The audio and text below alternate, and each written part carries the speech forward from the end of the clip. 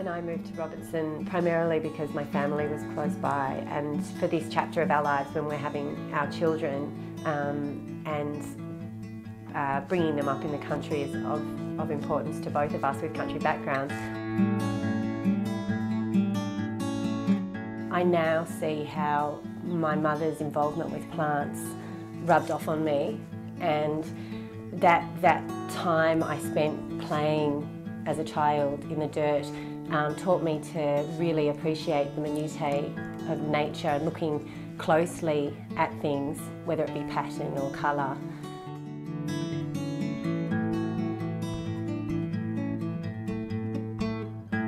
That slower pace enables you to really take in the colours and the smells and the textures, and they somehow, for me, became embedded in my sense of self and my love of nature, and I really attribute that country upbringing to any sense of aesthetic appreciation of nature that I have now. So the work that I do now was really fully informed by that childhood.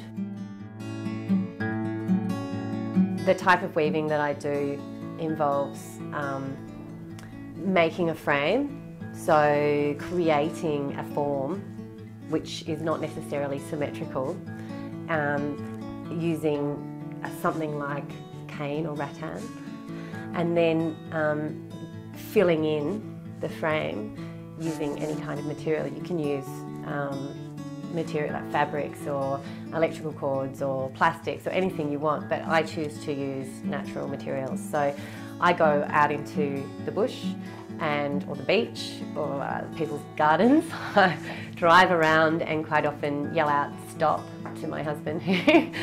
Everyone rolls their eyes as I sort of leap over someone's fence.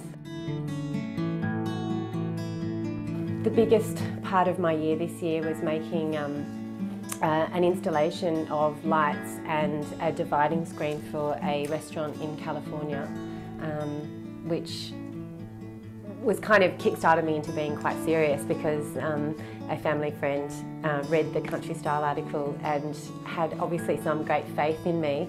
So I made 5 big lights which arrived just this last week in California, and a dividing screen from sticks. It's interwoven sticks, and I actually had someone who was in Country Style magazine help me, and I found him through the magazine, so that was pretty great.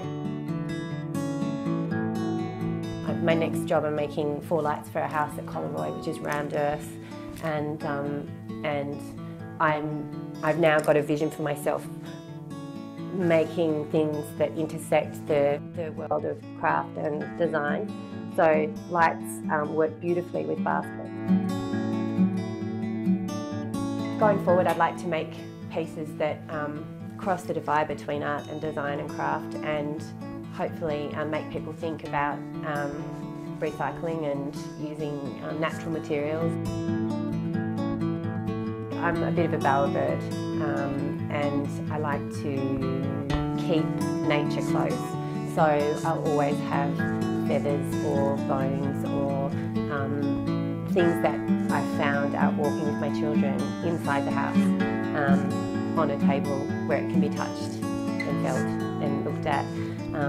So I think the house tells a story